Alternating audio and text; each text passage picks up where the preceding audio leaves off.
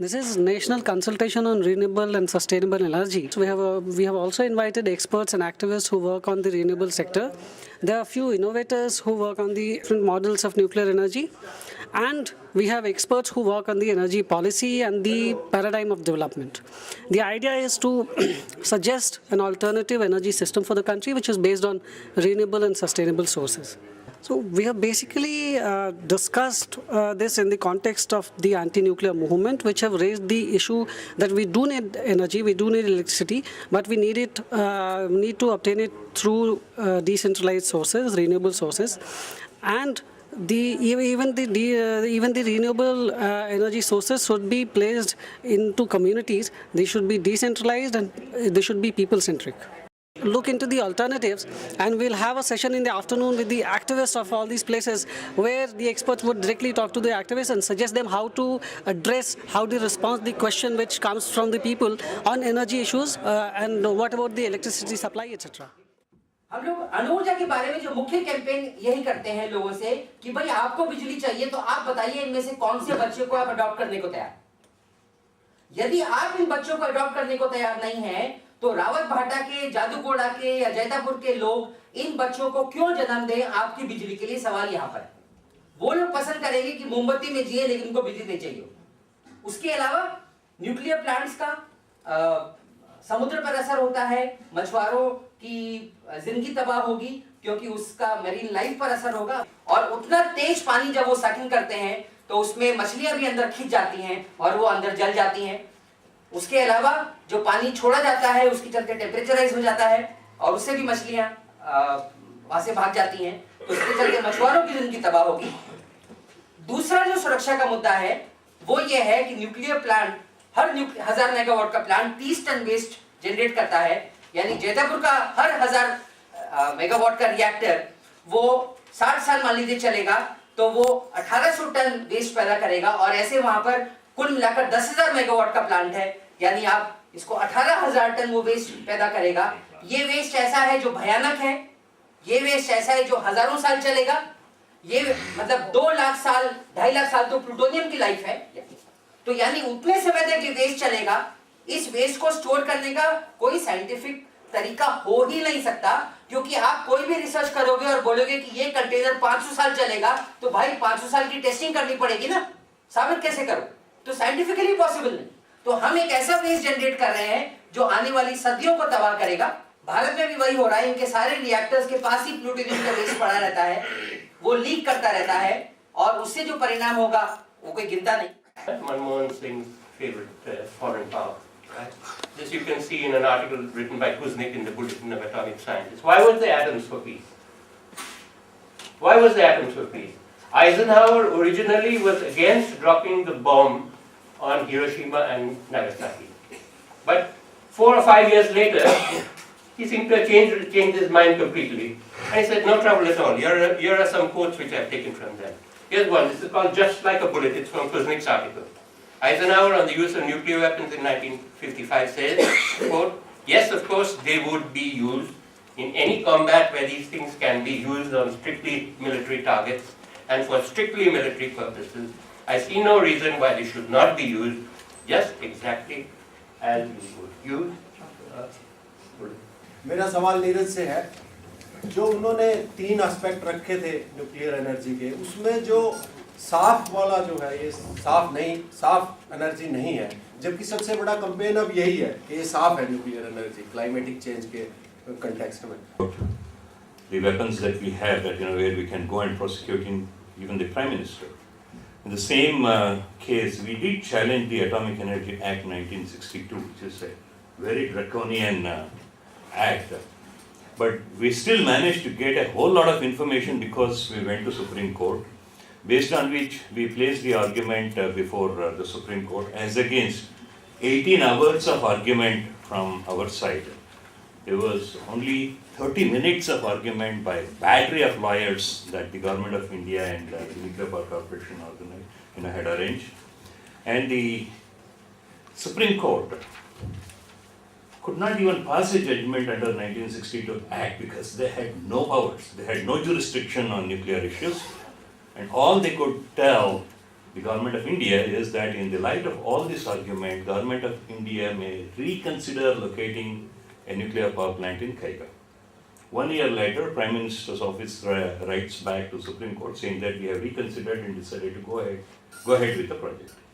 So, as long as the 1962 Atomic Energy Act is there, all other acts that we have which we say is going to empower people, it's not going to happen in this country if you don't scrap 1962 Act. That supersedes all other acts.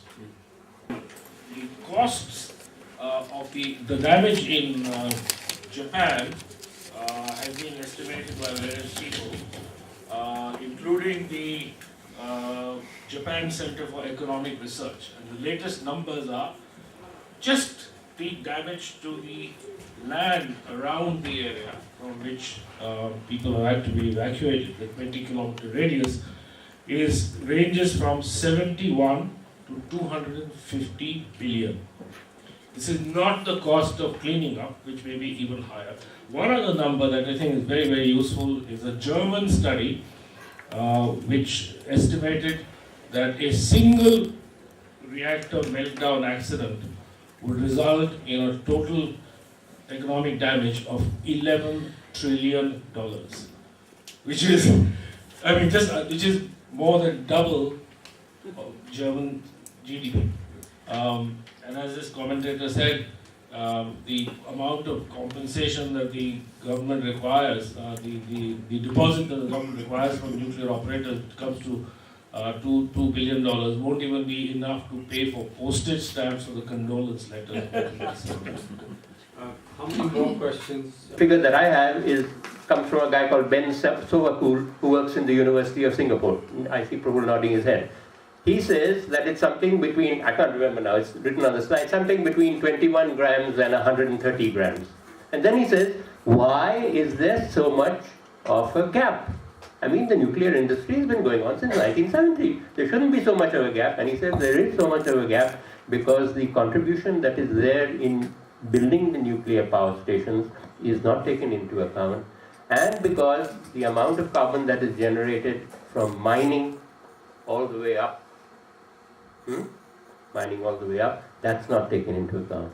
Of course, the figure for India is going to be larger because worldwide figure for the uranium-235 content of a uranium ore is 0.7%, right? Okay, that means 100 grams of uranium ore contain 0.7 grams of uranium-235. But Indian uranium ores, according to Gadekar, the amount of U-35 is even smaller. And our mining practices are much worse than everybody else's mining practices. We know that perfectly well. That's one comment I wanted to make. The other comment I talk about what the Japanese have done. Remember that the United States had a, whatever they say, advisory, right?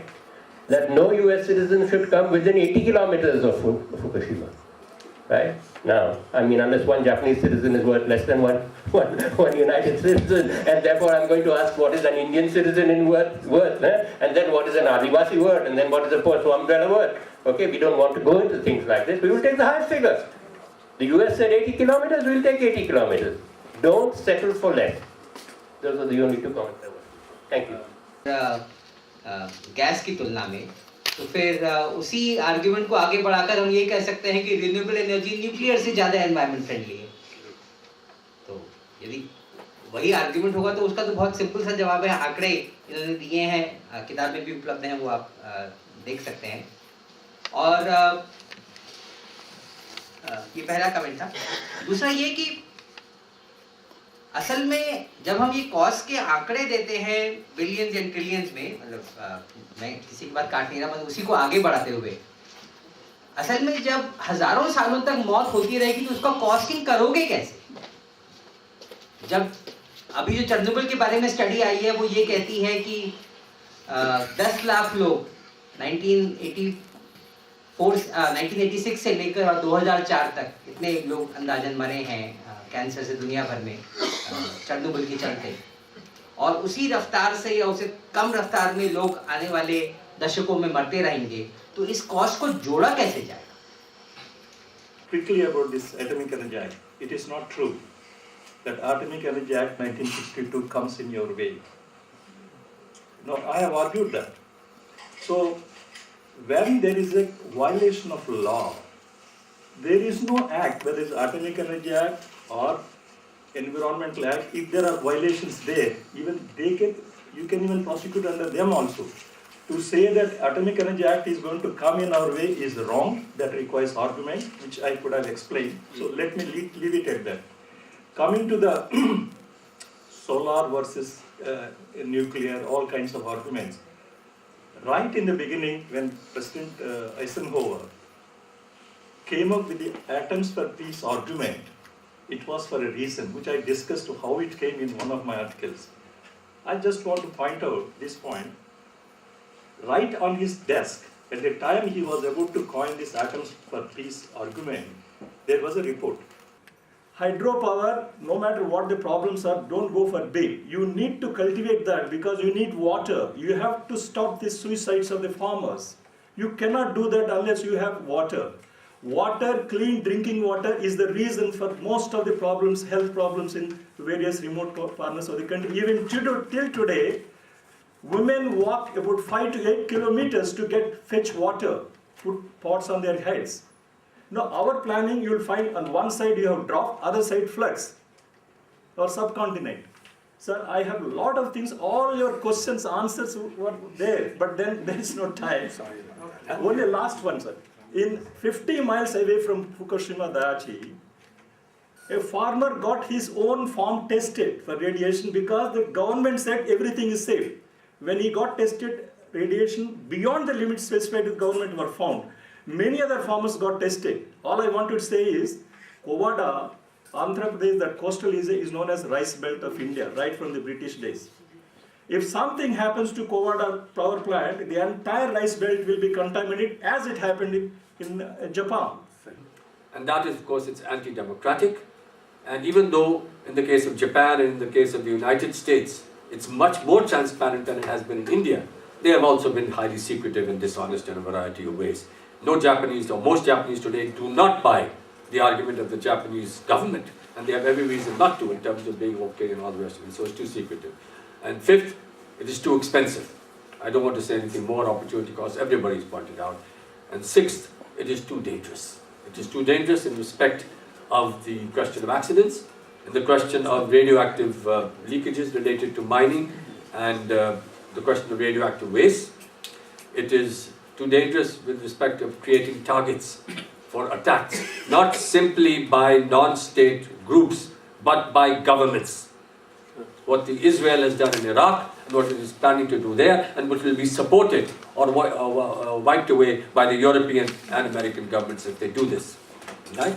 Plus, of course, in any context of war in India, don't just ignore. In fact, governments are much more serious dangers in many ways than non-state actors. And of course, the last aspect of that dangerousness has to relate to the dual-use character of nuclear energy and nuclear weapons, in the sense that a number of countries, whether it's India and others, have actually gone the dual-use route in terms of building up that and that here. So if you're really serious about it, I would say that these basically arguments, they're all so powerful that you have to ask yourself in the end, what is it that actually promotes the case for nuclear energy? And although there will be a few sincere people who actually believe the arguments for that, the overwhelming reason for that has to do with the question of vested interest, has to do with the question of power, which then suggests that you will have to see the struggle against nuclear energy as connected not just to the struggle against nuclear weapons, but to larger social struggles in a variety of ways. And the question that you raised earlier on in terms of how we move forward in the long term with struggles at various levels, legal, community, this, that, here, and plus the other struggles. And we have to find ways in which we can bring them together, even as we recognize that even if we don't bring them together, success is here and they are given impetus to struggles elsewhere, etc. So we have to try our best in this longer term struggle. Thank you very much.